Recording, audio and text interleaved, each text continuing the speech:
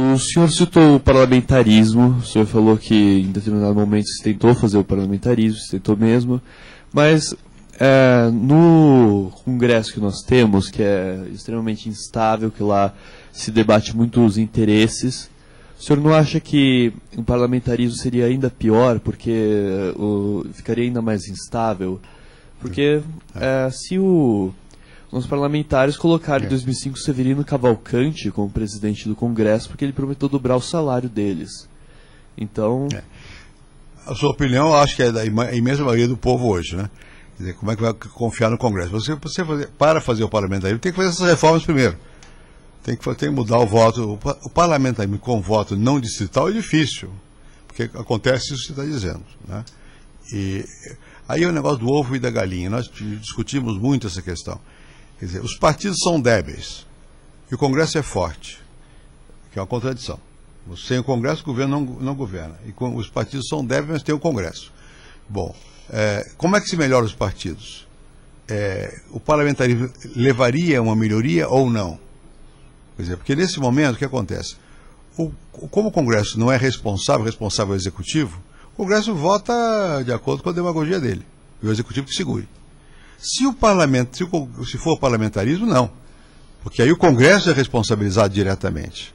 E o presidente no parlamentarismo tem o poder de dissolver o Congresso. Então, se o Congresso começa a fazer muita coisa complicada, em distonia com o povo, ele pode ser penalizado. Hoje não. Hoje o Congresso tem mandato fixo. Então é difícil, a sua observação é correta.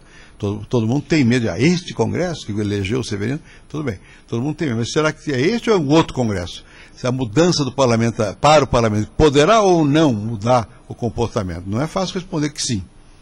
É difícil. Precisa ver, como eu diria, eu pessoalmente, eu acho que para poder ir para o parlamentarismo, seria melhor primeiro fazer o voto diferente do que ele é hoje, para tentar melhorar a qualidade média do Congresso, para depois nós podemos fazer o parlamentarismo.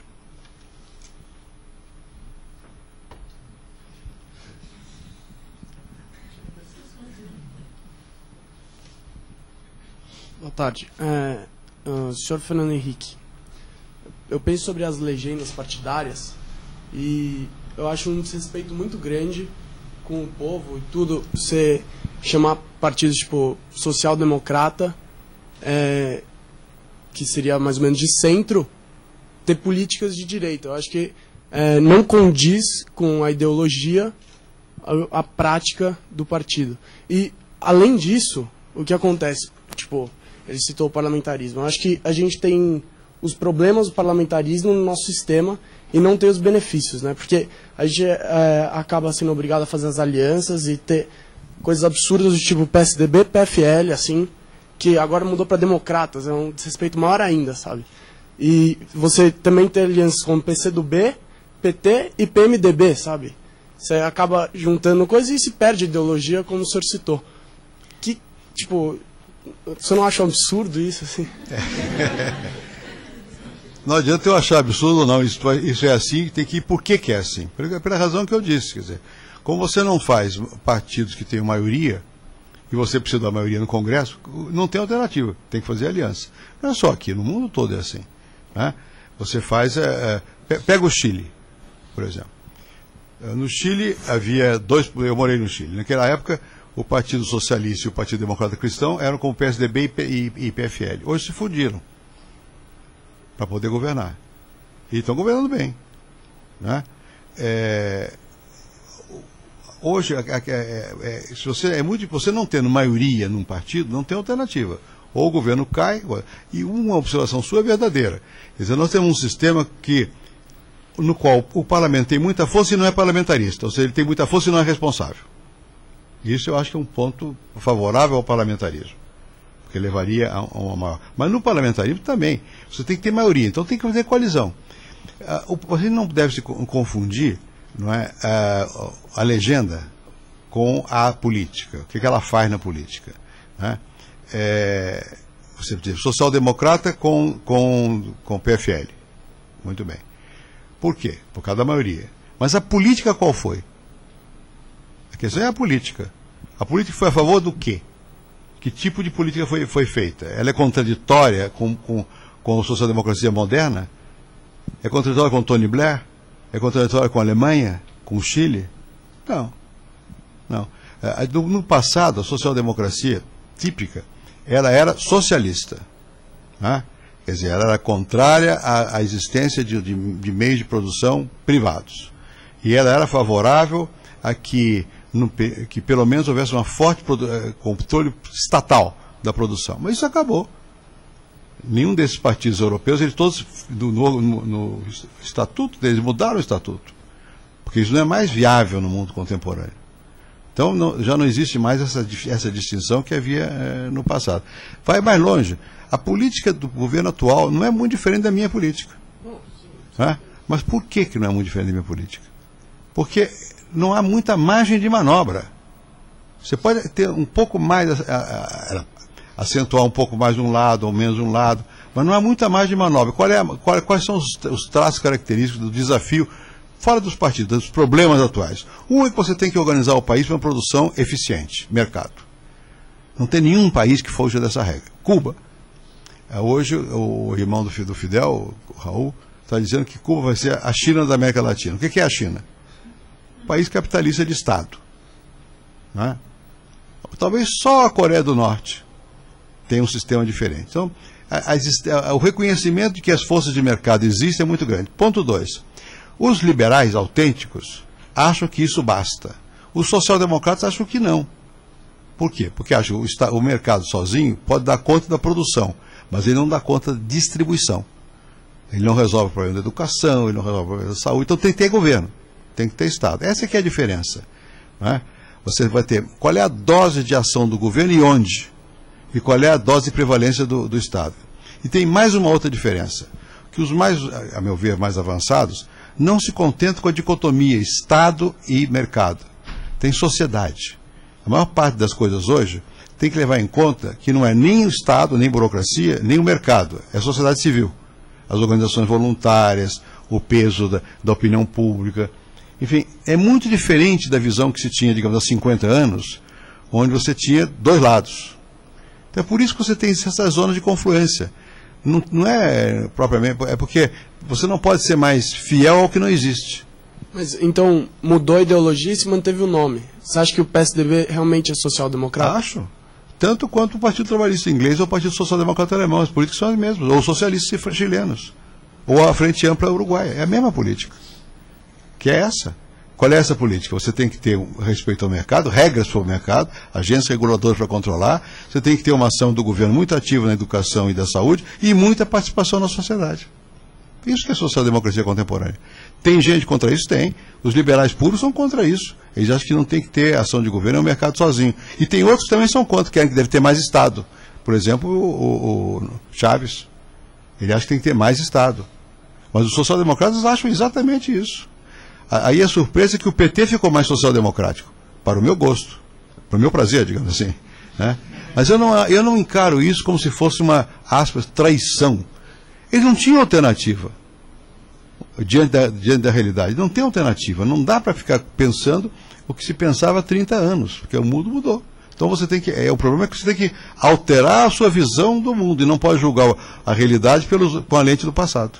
Essa é a minha opinião.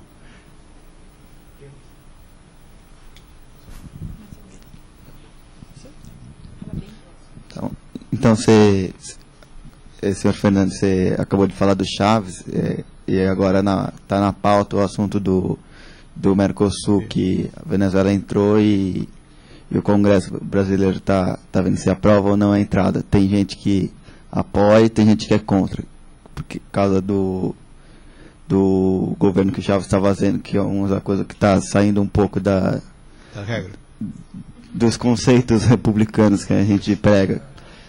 Republicanos democratas. Eu queria saber o que você acha desse assunto. Olha, o Brasil sempre quis que a Venezuela entrasse no Mercosul. Como nós quisemos que o Chile entrasse, que a Bolívia entrasse. Finalmente a Bolívia e o Chile são associados, mas não são membros do Mercosul.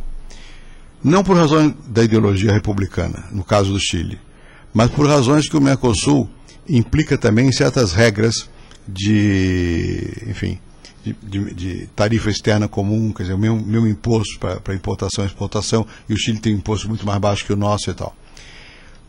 O problema da Venezuela, que eu acho que o Congresso devia discutir, eram duas coisas. Uma é verdadeira, que você disse aí. No Mercosul tem uma coisa chamada cláusula democrática. Quer dizer, partidos que se afastam da democracia não são aceitos. Então, a meu ver, o Congresso devia discutir, substantivamente, a Venezuela está se afastando? Até que ponto? Né? Não é tão fácil de responder. Né? Mas é uma discussão que vale. Quer dizer, no Paraguai, por exemplo, quando o Paraguai, que estava no Mercosul, quis se afastar, aí eu agi fortemente para dizer, olha, caiu fora da democracia, caiu fora do Mercosul. Isso é um dos elementos importantes, como na Europa, dessa associação, é manter a democracia. Se caiu fora, não pode. Cabe, diante do que está acontecendo na Venezuela, uma análise. Eu não quero fechar a questão. Eu acho que isso não é uma questão assim, tão simples de resolver. Mas cabe uma análise. Até que ponto o que está acontecendo na Venezuela está progressivamente, na medida em que o governo intervém em meios de comunicação, cria regras de eleição indefinida, faz mobilização de milícias. Bom, ele tem que se explicar para entrar. Ponto 2, que eu acho que é tão importante quanto isso. Não pedimos à Venezuela nada de ajuste econômico às regras do Mercosul. A Venezuela exporta basicamente para os Estados Unidos. É um país que exporta, que depende dos Estados Unidos. Né? Será que ela tem condições de seguir as regras do mercado comum latino-americano? Então eu estou vendo que é mais uma jogada política a entrar ou não no Mercosul. Ora, o Mercosul não pode ser visto por aí. Porque nós temos que entender que quando os países se associam, de repente num desses países se elege um socialista bem avançado e um liberal. E tem que ficar junto. Na Europa é assim. Frequentemente você tem países que são... Por exemplo, a Espanha elegeu um socialista, a França elegeu um liberal. Por isso a Espanha vai sair do Mercosul, da União Europeia? Eu falo, não. Né? Quer dizer, nós temos que aceitar a diversidade dentro de dois critérios. Um, que seja dentro da democracia. E o outro é que aceite as regras fundamentais, algumas regras de Mercosul. E nós não estamos fazendo essa análise no caso da Venezuela. Nós estamos, cara ou coroa. Ficou político. Né? Então, o Brasil tem muito interesse na Venezuela. Nós temos muito investimento lá. Nós temos o norte do Brasil, a eletricidade vem da Venezuela. Fui eu quem fez o acordo. E vem da Venezuela, do Guri, vai para Roraima. Né? Então, eu entendo que o governo brasileiro tem que olhar isso com atenção, com cuidado. Eu não acho que os dizer não deve aceitar a Venezuela, porque vai prejudicar nossos interesses. Agora, tem que colocar a Venezuela certos requisitos. Você tem que fazer isso, isso e isso. Está de acordo? Não está de acordo? E não simplesmente entrar, porque aí o que o Chávez vai fazer? Vai fazer do Mercosul uma plataforma só. Fazer discurso. Cada reunião do Mercosul vai fazer um carnaval. Bom, vou ter que chamar o rei da Espanha toda hora.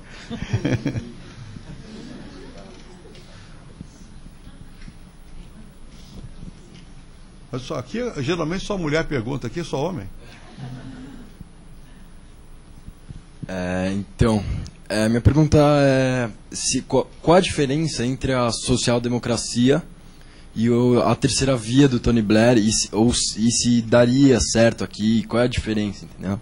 Bom, a terceira via foi, primeiro, o Partido Trabalhista Inglês é um partido social-democrata há muito tempo, no sentido que ele desistiu das teorias da revolução, da luta de classes, da abolição dos meios privados de produção há muito tempo. O que o Tony Blair fez?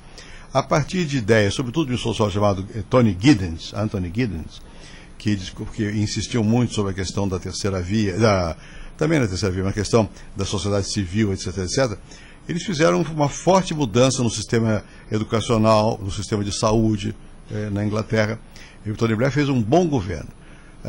Então, nesse sentido, ele é uma social-democracia que se modernizou, ficou mais contemporânea.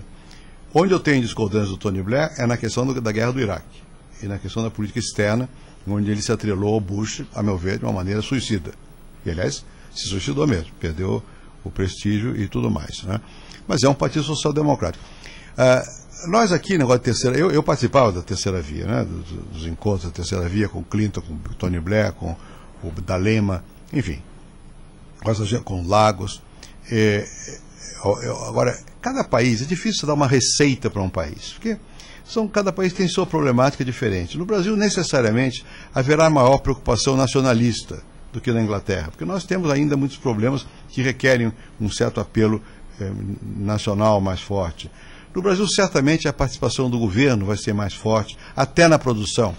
Por exemplo, na Petrobras, é do governo. O Banco do Brasil é do governo. Né?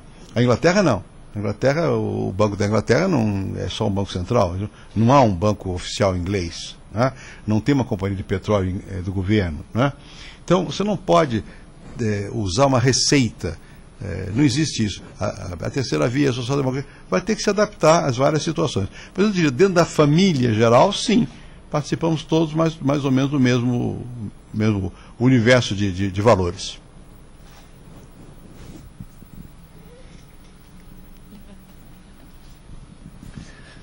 Boa tarde. E assim, queria saber duas coisas, né? Eu conheço muita gente, por exemplo, que votou no Lula e fala assim, Lula nunca mais, ele não falou, não está fazendo o que ele falou que ia fazer, né? Então meio que essa coisa para se eleger, o político não pode falar a verdade pro povo, não sei. Não é isso que eu quero dizer. Não, me expressei mal. Mas por exemplo... Se expressou bem. Não, mas por exemplo, quando alguém fala privatização, por exemplo, que você fez no seu programa, no seu governo, você privatizou várias empresas, tem gente que às vezes nem pensa assim, só ouve, privatização é ruim, estatização é bom, e nem pensa. Então, meio que assim, como é que se faz para comunicar, entendeu? Sem essa coisa da demagogia. E também tem outra pergunta que já faço agora. Faça. E a outra voltando na Venezuela, do Chaves, não no Mercosul em si. Sei. Não, mas eu queria saber o que você pensa do governo do Chaves atual, assim. Você pode dizer que era uma ditadura, coisa assim. Fique constante que essas coisas políticas vocês estão perguntando, né? Não sou eu que estou fazendo campanha política aqui. Vamos lá, é o seguinte. Com relação à questão da orientação de política econômica geral, então é verdade que o PT, especialmente, e o Lula em particular, me criticaram em tudo. Por quê? Porque queriam ganhar a eleição. Né? Não vou dizer que fosse só por isso. Talvez eles acreditassem também que fosse possível fazer coisas diferentes. Né? Bom, uma vez no governo, perceberam que não.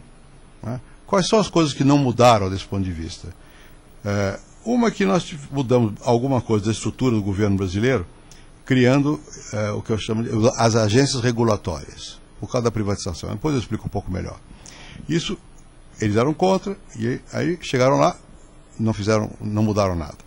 Bom, outra que eles eram contra a taxa de juros. Ora, a taxa de juros não depende do governo. A taxa de juros depende de muitos fatores, em que todo governo quer baixar. Como todo governo, todo presidente quer que o povo melhore. Só se for um tarado que vai querer o contrário. Né? O problema é se ele é competente para fazer ou não e qual é a circunstância na qual ele está trabalhando. Né? Bom, eles acabaram vendo que a taxa de juros hoje é um instrumento fundamental para controlar a inflação. E controle da inflação, que quando eu estava no governo eles diziam que não precisava, que é bobagem, que a inflação, um pouco de inflação é bom, porque cresce a economia e tal, perceberam que se você não controlar a inflação, o povo fica contra. Porque o povo, finalmente, sente no bolso que é a inflação. A inflação é um imposto que cai sobre os pobres. A inflação, basicamente, é um imposto que cai no pobre. Então, eles têm que controlar a inflação. Para controlar a inflação, você tem que ter uma taxa de juros adequada. E tem que ter um banco central que não obedeça a ordem do presidente da República, mas que olhe para o mercado e veja qual é a taxa de juros. Então, porque o Lula, que não é, enfim, nenhum bobo, ao contrário, é muito rápido, muito inteligente, e percebeu, olha, sem estabilidade eu não tenho apoio. O povo quer ter dinheiro no bolso. Dinheiro no bolso quer dizer estabilidade. Tem combater a inflação. Como é que eu combato a inflação? Eu tenho que manter o Banco Central ativo. O PT todo contra o Banco Central. O Lula sempre apoiou o Banco Central. Tinha razão o Lula. Porque se não apoiasse a política do Banco Central, não teria conseguido o que conseguiu. O Brasil está estável. Né? Bom, o câmbio era flutuante. Ficou flutuante. O câmbio era fixo. Todo o pessoal da esquerda, tipo PT, sempre foi favorável ao câmbio fixo, que o governo impõe a taxa de câmbio.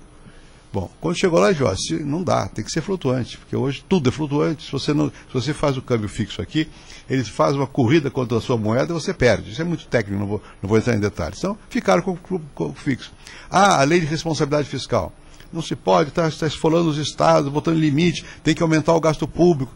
Aí viu que tem que ter a lei de responsabilidade fiscal, porque senão você não tem como segurar a inflação e nem tem como segurar a dívida. Como é que você paga a dívida?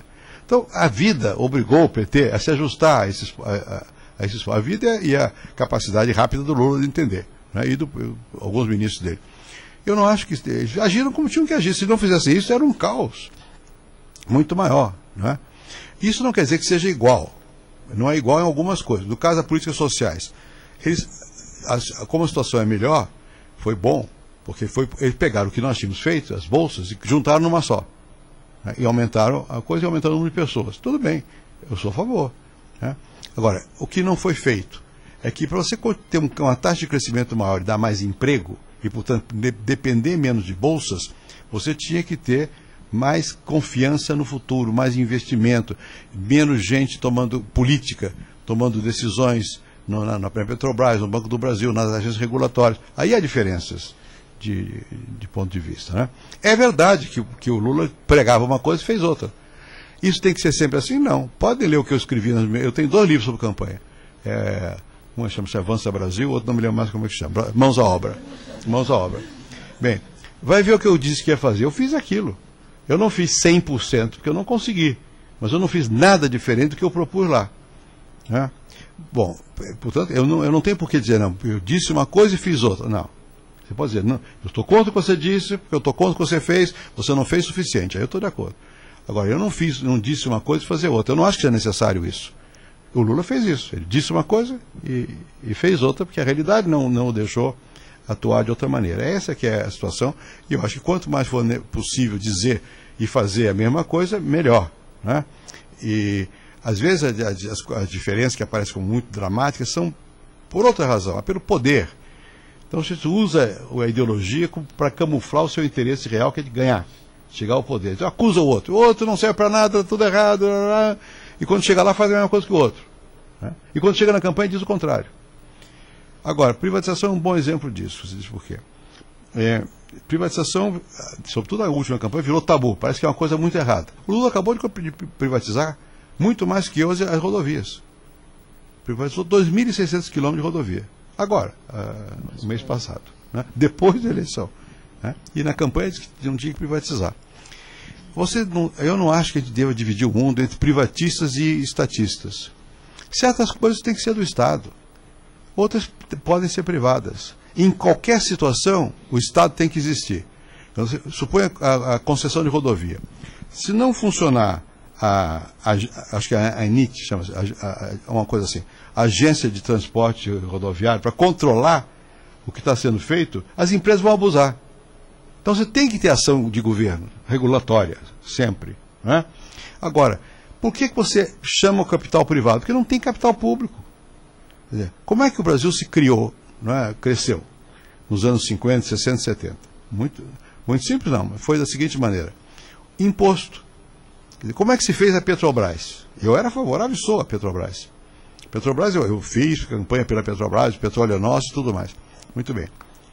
Todo mundo pagou imposto na gasolina. E uma parte desse imposto você investe na Petrobras. Como é que você fez o sistema de telecomunicações no Brasil? Também. Ficou Telebrás, imposto. E põe lá o imposto e fez a obra. Como é que você fez a Siderúrgica Nacional? Imposto. Muito bem. E o governo brasileiro sempre teve uma grande capacidade de investir. E, portanto, o Brasil crescia. Porque ele tomava o imposto, tomava o dinheiro de cada um de vocês e, aplica produtivamente. Isso funcionou até que houve 2 fenômenos que acabaram com isso, ou 3. O primeiro foi a crise do petróleo. Quando os preços do petróleo subiram muito e o Brasil não tinha petróleo, arrebentou a situação financeira do Brasil. Segundo, e veio junto, a inflação. Que durante 30 anos, quando eu fui ministro da Fazenda, a inflação em média por mês era de 20%. E houve um mês que chegou a 40%. Você imagina o que era isso. Como é que o governo faz? O governo estava perdido, fazendo dívidas, se endividou. E ao mesmo tempo, por causa da democracia, você tinha que atender a educação, saúde, reforma agrária, tudo, pressão social. Na ditadura, nos anos 70, eles pegavam o imposto e botavam na produção e não davam nada para educação, para saúde, nem para reforma agrária, nem para nada. Cresceu a economia, o povo ia mal. Com a democracia, o governo não tem essa opção. Ele não pode tomar o imposto e botar no investimento, porque vem o movimento do sem terra em cima, vem o movimento dos estudantes que querem escola, vem de não sei o que lá, os hospitais. Então, o que aconteceu? O governo que no passado tinha dinheiro sobrando e investia, passou a ficar com dívida até hoje. O governo atual deve 1 trilhão de reais.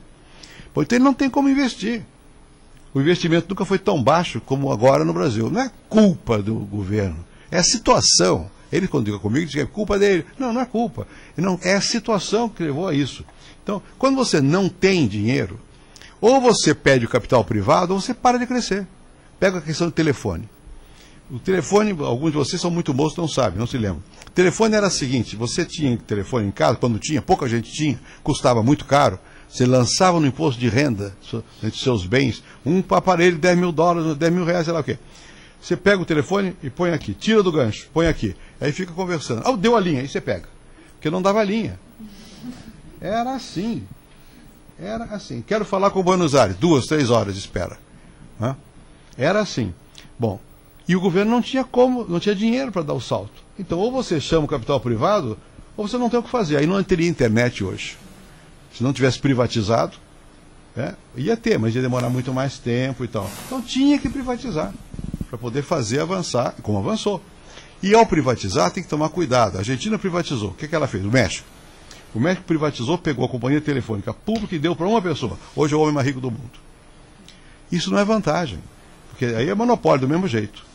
É vantagem porque ele tem dinheiro para investir. No nosso caso aqui, o que nós fizemos? Forçamos a competição. O bom é a competição, privada ou pública. Mesma coisa fiz com a Petrobras. Eu não nacionalizei, não privatizei a Petrobras. Fui contra a privatização da Petrobras, como presidente. Mas eu obriguei a Petrobras a competir. Abri para outros. Aí ela competiu e melhorou. Hoje ela é uma grande empresa. O problema importante foi pegar o Banco do Brasil. Eu também não privatizei o Banco do Brasil, nem nunca quis. Mas obriguei o Banco do Brasil a funcionar como uma empresa, e não como ele era antes. Cabide de emprego para dar empréstimo aos grandes produtores rurais que não pagavam. E o Tesouro paga. E aí eles eram nacionalistas. Não é nacionalista, tomando dinheiro do povo e dando para o particular, em nome de um canal estatal. Então essa questão tem que ser mais debatida, para entender. Eu acho que é um erro. Eu sou privatista, eu sou estatista. Não, eu sou brasileiro. Quero o bem de quem? Do povo, do público. O interesse que prevalece não é nem do Estado e nem do privado, é do público. Que deve ser servido pelos dois, pelo Estado e pelo privado. Essa é a minha opinião. Mas isso é opinião, não é análise. Eu não estou explicando mais nada a vocês aqui, porque já estão pregando, não pode. É que você forçou. Quem mais vai forçar? É que tem uma segunda pergunta, mas... Passa. Não, passa. É, da Venezuela. Ah, é verdade. Já tinha feito. Olha, é o seguinte. A Venezuela, em vários momentos da sua história, passou por grandes progressos, boom econômico, por causa do petróleo. Quando eu era presidente, e o Hugo Chávez também, o petróleo era $15 o barril. Hoje é 100. É uma coisa inacreditável. A Venezuela produz 3,5 milhões de barris de petróleo por dia. O Brasil, 2 milhões, mais ou menos. Só que o Brasil consome mais que 2 milhões. E a Venezuela exporta quase tudo. Se ela está a 3 milhões por dia, dá 350 milhões de dólares por dia. Vamos supor, vamos descontar aqui, 300 milhões de dólares por dia. Você multiplica por 30, dá 9 bilhões por mês. Multiplica por 12, dá mais de 100 bilhões de dólares. É uma massa de dinheiro extraordinária. Bom, não é a primeira vez que ocorre isso na Venezuela. O que eles fizeram no passado? Jogaram fora. A classe dirigente venezuelana sempre era democracia, mas muito ineficiente, alguma corrupção, e não mudava a Venezuela. A grande responsabilidade histórica do Chávez é mudar a Venezuela. O que é mudar a Venezuela? É fazer com que haja uma base produtiva diversificada, não só em petróleo, e criar emprego para aquela população. Se ele fizer isso, ele vai ser um homem festejado para o resto dos tempos. Se ele continuar fazendo, que eu não sei se é só isso que ele está fazendo, também não quero ser injusto com ele.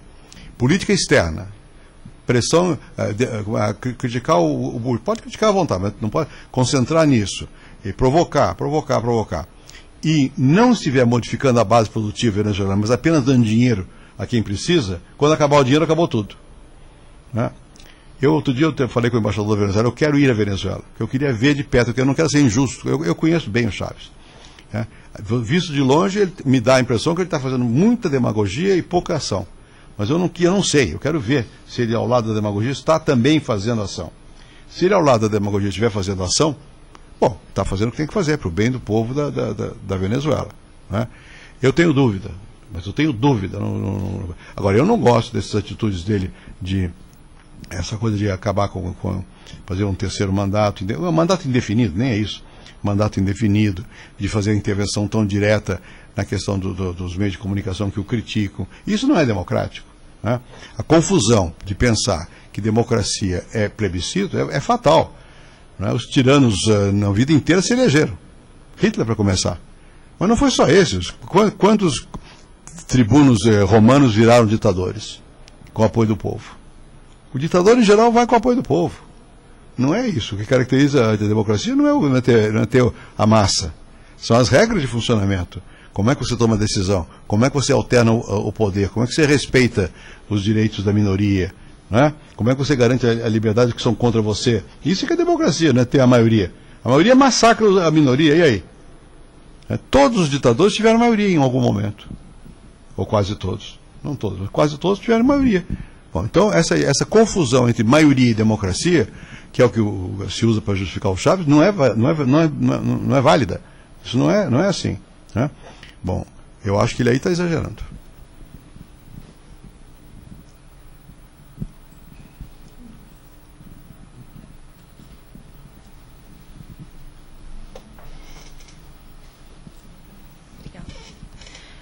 A questão do meio ambiente e do efeito estufa e das alternativas energéticas foi muito discutida esse ano, e o senhor deu declarações recentemente de que é a favor da ampliação do uso de termonucleares no Brasil. Não. Não? Na Folha de São Paulo? Não. A Folha geralmente agrega alguma coisa. Não. Eu dei a declaração de que esse tema vai ser posto sobre a mesa. A questão nuclear, mas não dei minha opinião sobre a favor ou contra. Então eu gostaria de saber a sua opinião. Eu darei. A verdadeira. O que eu disse é o seguinte, de tal maneira são graves as questões ambientais agora, e que é preciso repor na mesa a questão nuclear. Eu sempre fui contrário. Por quê? Pelos riscos de poluição, pelos riscos de acidente, e pela falta de clareza sobre o que fazer com os dejetos da produção nuclear e tudo isso. Nós já tínhamos uma planta nuclear em Angra dos Reis e terminamos a segunda no meu governo. Eu não dei autorização para fazer a terceira. Agora está sendo dada. Né? E eu acho que nós devemos, apesar da minha objeção, eu acho que o mundo vai discutir de novo a questão nuclear, porque a questão do aquecimento global é muito dramática. E não se vê com clareza como é que você vai controlar isso aí. E o etanol, que é uma boa saída, não resolve. Porque o etanol não produz energia. O etanol é bom para o carro andar, mas ele não voa avião, não produz energia. Né? A questão da poluição, o número 1, são dois grandes focos de aquecimento global, CO2. Um é a produção de energia. E o 2, os meios de transporte. Né? Bom, então eu acho que esse tema vai ser colocado. Eu continuo com reservas sobre a questão nuclear pelas razões que eu disse aqui, mas vamos ter que enfrentar a questão. É isso mesmo? Toma uma região como o Nordeste, eu não sei como é que nós vamos dar energia ao Nordeste. As fontes mais próximas estão todas esgotadas de coisa. Eólica é bom, mas não é cara e não substitui, né? A solar também não é um substituto forte. Então eu acho que antes prevenir que remediar. Se for necessário, dentro de que condições? Qual é a cautela? É isso que eu acho que nós vamos ter que debater outra vez isso. Agora, no nosso caso, a questão central não é nem essa. A questão central nossa é que a maior contribuição de CO2 do Brasil não é a produção de energia, nem são os transportes, é queimada de mata. Isso eu acho imperdoável. Quer dizer, aí tem que ser derrubada, queimada zero. Porque ninguém ganha com a queimada de mata. Isso é um crime contra nós próprios. Né? 75% das emissões de gases de estufa feitas pelo Brasil derivam da queima de mato. É uma vergonha. É uma vergonha. Esse é o problema número 1, não é nuclear. Nosso é esse aqui. Agora, o nuclear vai se colocar na África, vai se colocar na Europa, está se colocando. Né? A França é toda nuclearizada. Toda. A Alemanha parou, tem uma parte. Né? Mas não é um assunto que se resolve assim, eu sou a favor ou sou contra, não, porque é muito complicado. As objeções são muito pesadas. Eu não vi que a Folha disse isso, não. Mas eu estou habituado. Pensam por mim. E não é só a Folha, não.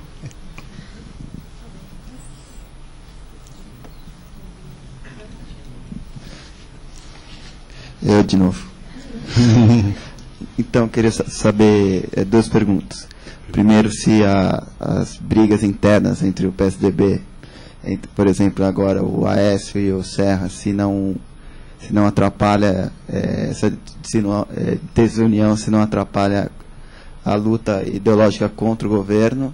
E outra coisa, se a reeleição não faz com que os governantes usem a máquina do Estado para eles se reelegerem, e se isso não deveria ser discutido novamente. Vamos lá. Primeira questão, o Serra e a Aécio é muito de partido, isso, enfim. Eu acho que é natural em qualquer partido que as lideranças tenham aspirações. É impossível evitar que o ser humano tenha aspirações. Tem interesse contraditório, tudo questão de forma, não é? Até que ponto essas aspirações são daninhas, até quais são os mecanismos para você encaminhar as aspirações e tal. Eu não vejo, no caso dos dois mencionados, que seja difícil chegar mais adiante a algum entendimento. Por quê? Porque hoje, com essas permanentes consultas da opinião pública, acaba prevalecendo a vontade não das pessoas, mas do que se supõe naquele momento ser a vontade do país. É muito difícil que um partido não escolha aquele que está melhor situado. Só não escolhe quando o partido acha que não tem chance de ganhar. Aí não põe o seu melhor cavalo para correr, porque guarda o cavalo para outra corrida. Então eu acho que provavelmente, não agora, é cedo, no fim do próximo ano, já depois de passadas as eleições municipais, aí vai se começar a discutir com mais densidade, com mais seriedade, quem tem chance. E as pessoas são racionais. Por mais que tenha, eu quero ser papa, eu não posso ser papa. Eu gostaria muito, eu não posso ser papa. Então vou tentar ser lá como é que chama, o Dalai Lama, também não dá. Vou acabar sendo que eu sou professor, fazer o quê? Não é mal. Bom, então a gente vai se ajustando às expectativas. Isso também acontece com os candidatos. É preciso ter paciência e é preciso evitar que, no processo natural de cada um ter suas expectativas, que crie situações sem volta para o outro, reciprocamente. Essa que é a ginástica do jogo político. Eu não acho que no caso específico desses dois seja impossível, ao contrário. Bom, a outra como? Sim, da reeleição. Eu sou favorável à reeleição, sempre fui. Devo dizer que sempre fui, não. Eu fui na Constituinte, favorável à reeleição. Depois, quando houve uma revisão constitucional, foi feito 5 anos depois, eu era ministro, eu não votava. Eu era favorável também. Por quê? Porque nessa ocasião o mandato era de 5 anos no Brasil. Quando houve a revisão constitucional, baixou para 4 mais reeleição. Só que por uma manobra regimental não votaram a reeleição. Então ficou capenga.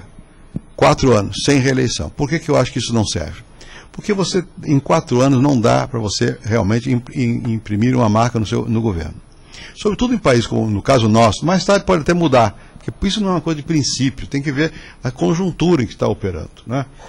Quando você está num processo de um país, você tem que consolidar a democracia, consolidar a economia, em 4 anos não faz nada. Por quê?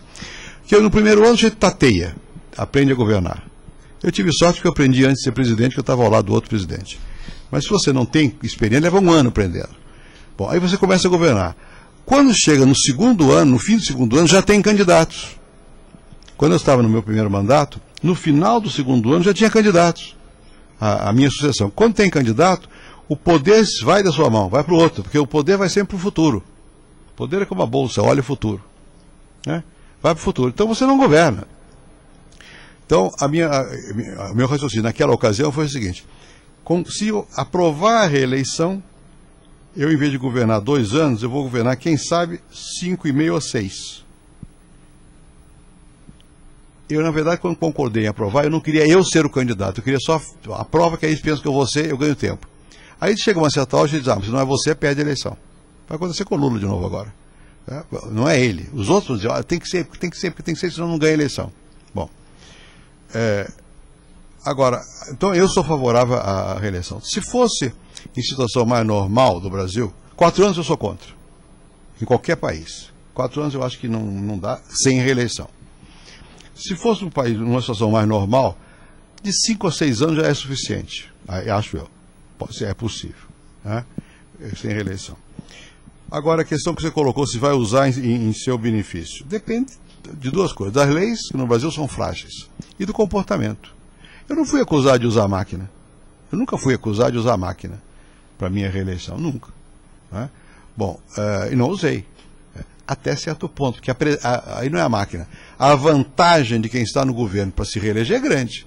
Mas, na verdade, quando você olha os governadores, poucos foram reeleitos. Não é tão fácil quanto as pessoas pensam. Né? E há presidentes que não são reeleitos. O Bush pai não foi reeleito. O Carter não foi reeleito. Né? Bom, então a questão do uso da máquina, eu acho que o nosso sistema é muito frouxo. E tem uma outra coisa. Quando as pessoas usam a máquina, elas usam para si, para seus familiares, seus amigos, seus aliados. Usam. Quer dizer, não é só para si, usam. Esse argumento é muito forte de usar a máquina, sobretudo nos municípios. E eu pensei muito nisso, eu tinha muito medo de reeleição a nível municipal. Depois me deram um argumento que é verdadeiro. O cacique municipal, o que ele faz quando não tem reeleição? Ele não pode reeleger a mulher. Se puder, ele reelege a mulher. Elege a mulher. Senão, ele faz o quê? Ele põe um pau-mandado dele lá. E 4 anos depois ele volta. E usa a máquina para botar o pau-mandado dele lá. Quer dizer, o uso da máquina não está diretamente ligado a, digamos, a ambição pessoal. Está ligado a um sistema muito mais amplo de interesses, etc, etc. Precisa ser coibido, precisa ter mais lei em cima disso. Talvez não vai adiantar muito, mas talvez seja conveniente dizer, o presidente tem que se afastar por 3 meses. Mais de 3 também não dá, porque o país vai à garra. Né? E o que eu não gosto da discussão atual de reeleição é que a discussão é feita porque facilita a vida, no caso facilita do meu partido. Se não houver reeleição, para o PSDB é melhor, porque facilita o acordo interno entre os partidos. Mas é uma questão pessoal. Você não pode mudar uma coisa institucional em função de uma questão pessoal. Tem que pensar na engenharia institucional. Eu acho que no Brasil é melhor manter a reeleição. Por uma vez. É minha opinião. 4 anos. É. Se for para mudar, não pode ser, que seja para mudar para 5, 6 anos. Menos que isso, é brincadeira. Vai ser boa para os políticos. Tem mais gente que vai ser presidente da República no decorrer de um século. Tá bem, o que interessa ao país? Interessa àqueles que, se é que interessa, ser presidente da República. Muito cansativo. Muito bem. A última. Então mais 2. Tá? 2. Você já perguntou. Mas aí. Todos perguntaram. Mas pode perguntar. Eu queria... Vou continuar até a pergunta do Adriano, que assim, os 8 anos, então, de uma reeleição, não seria pouco tempo para um projeto para o país, assim, um projeto sólido para o país. Então, daqui 8 anos troca o governo, entra a oposição. Aí todos os projetos que foram desenvolvidos nesse tempo maior se encerram, vamos mudar, vamos para um outro. Daí daqui mais 8 anos troca tudo.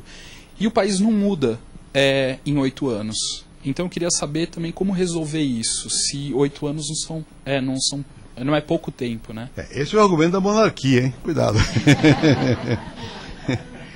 Não, eu acho o seguinte. Primeiro você veja o seguinte, quando o país vai amadurecendo, mesmo quando ganha oposição, as coisas fundamentais podem não mudar. O caso do Lula e meu é claro. Tá vendo? Quando o Lula estava para ganhar, muita gente, vai mudar tudo, vai ser isso, vai acontecer isso. Não aconteceu. Quer dizer, a sociedade existe, ela tem mecanismo de pressão. Não é tão dramático assim numa democracia mudar de governo.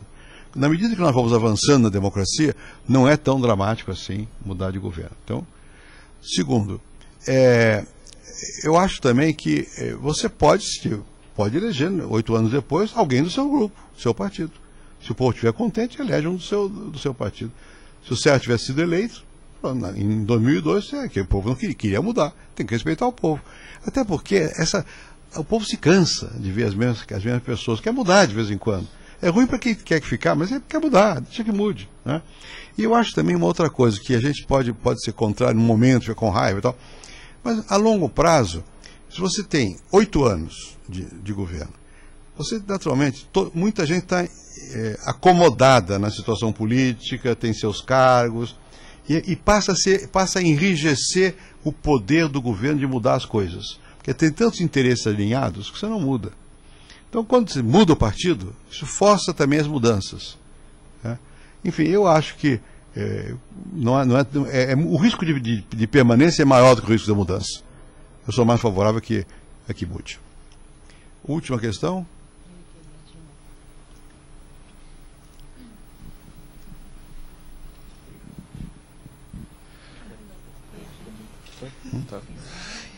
Então, presidente, acontece que muitas pessoas acusam o seu governo de ser, o governo do Fernando Henrique foi um governo neoliberal.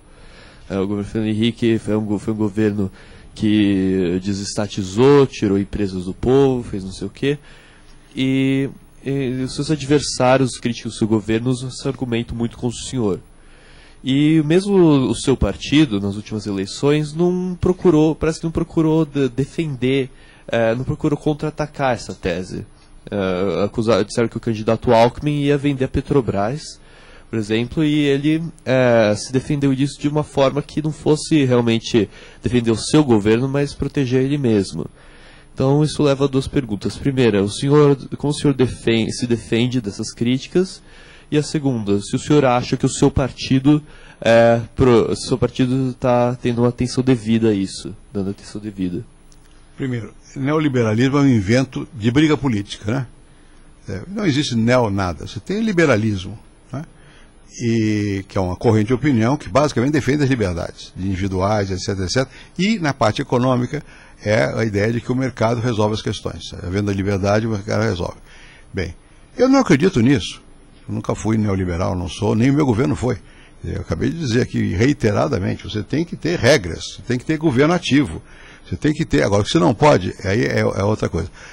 Substituir, imaginar que ao criar uma empresa estatal era do povo, que é o outro argumento que está aí, tirou do povo, não, tirou da burocracia, que estava lá. Vou dar um exemplo concreto. A Vale do Rio Doce estava na mão do governo, muito bem. A Vale do Rio Doce não rendia ao povo, ao tesouro, nada. Zero. Dividendos pequenos, não pagava imposto, um cabide de emprego. Cada partido tinha seus funcionários lá. As telefônicas tinham 125 diretores. Cada diretor é de um partido. Bom, era muito bom. Isso é povo? O povo está ganhando alguma coisa em dar mamata para os amigos dos donos do poder? E o tesouro está ganhando? Não está ganhando. Nem mesmo da Petrobras, pagava muito pouco. Bom, hoje a Vale do Rio Doce virou privada. Quem controla a Vale do Rio Doce, sabe? São os fundos de pensão do Banco do Brasil e da Petrobras. Quer dizer, ela financia a aposentadoria dos funcionários do Banco do Brasil e da Petrobras. E tem uma participação do Bradesco e uma participação dos japoneses. Mas tem um acordo de acionistas e o Bradesco tem a gestão. Ela passou de valer, ela foi vendida por 9 bilhões de reais. Dizem, entregaram por um preço de nada. Ninguém queria comprar a Vale do Rio Doce. Cá entre nós, para não publicar. Nós torcíamos para que o Antônio Hermílio de Moraes ganhasse. Ele não foi, chegou lá, achou que era caro. Não fez a aposta. Né? Porque era caro. 2 anos depois de privatizada, ela valia menos. Depois, com o trabalho que ela fez, ela hoje vale tanto quanto a Petrobras, 150 bilhões de dólares. De dólares. Bom, isso quer dizer que nós, em vez de vendemos 150 por 9, não. É que ela se fez valer 150 porque passou a atuar como uma empresa eficiente. E na mão do governo não atuava porque estava minada. Entende? Então, a razão de privatização é essa, é para tentar aumentar em certos casos. No caso da Petrobras, eu disse aqui, sou contra. Eu acho que a Petrobras, do Banco do Brasil, sou contra também. O Correio também sou contra, acho que deve ser estatal. Portanto, não tem nada de neoliberalismo, nem de liberalismo. Isso tudo são conceitos vazios que você usa na briga política. Tanto é assim que o Lula não manteve tudo igual. Então, por que ele não é neoliberal? A Petrobras é como era, piorou, porque nomeou em gerência política. Né? A Banco do Brasil, idem, agora melhorou. Mas, de qualquer maneira, não mudou nada. É neoliberal? Eu acho que não é. Eu não o acuso de neoliberal. Mas ele não mudou nada disso, não privatizou. Acabou de fazer concessão de serviço público, fez de petróleo. Esse poço que está aí foi feito no ano 2000. Foi o primeiro posto que, depois que nós fizemos a Petrobras ter concorrência, consolidou um novo modelo, porque esse posto é da Petrobras, é da British Gas e é da Petrogal, que é de Portugal. Né? No modelo novo, que descobriu esse posto. Eles comemoram. Ninguém está dizendo que vai tomar. Então, é neoliberal? Não existe. Esse é o uso político. Há lugares onde... Vou dar um exemplo. A Argentina teve políticas neoliberais. O Chile nunca teve. A Argentina teve. E não deu certo, a meu ver. Agora não é, mas não deu certo. Né? O México nunca teve. O Brasil nunca teve. Isso é invento de campanha política. Né? Então, não é questão de me defender, até porque isso vai depender da história, não é de mim. É questão de explicar como é que são as coisas e sair das aparências para chegar realmente às coisas tal como elas são. Não tem isso de neoliberal, nem de que vai vender isso, vai vender. Depende, se de repente for necessário, vai fazer o quê? O povo vai morrer de fome? Não, aí você vende. Mas se não for necessário, não precisa vender. Né? Precisa funcionar. E mesmo o governo, mesmo nos Estados Unidos, onde você não tem nos Estados Unidos nenhum banco do governo, não existe. Né? Você não tem, enfim. Mas o governo americano é muito controlador. Muito controlador. Ele tem muitos mecanismos de controle do governo. Não existe uma economia moderna que funciona. O mercado não funciona sem governo, sem Estado. O Estado sozinho também não é verdade, é mais ou menos. Né? É mais questão de ênfase, aqui ou ali. E repito, não há receitas. Quem pensa, eu sou isso contra aquilo, porque esse é neoliberal, aquele é neo não sei o que lá. Isso são receitas, isso não tem substância efetiva. A vida é diferente dessas coisas. Tem que saber quais são os problemas e de que lado você está. A questão sempre é duas, simples, não é difícil. Qual é o interesse do povo, geral, e qual é o interesse da nação, país, do governo, a longo prazo. Né?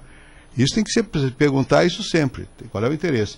Mas confundir o interesse do povo com o benefício de uma burocracia, está errado.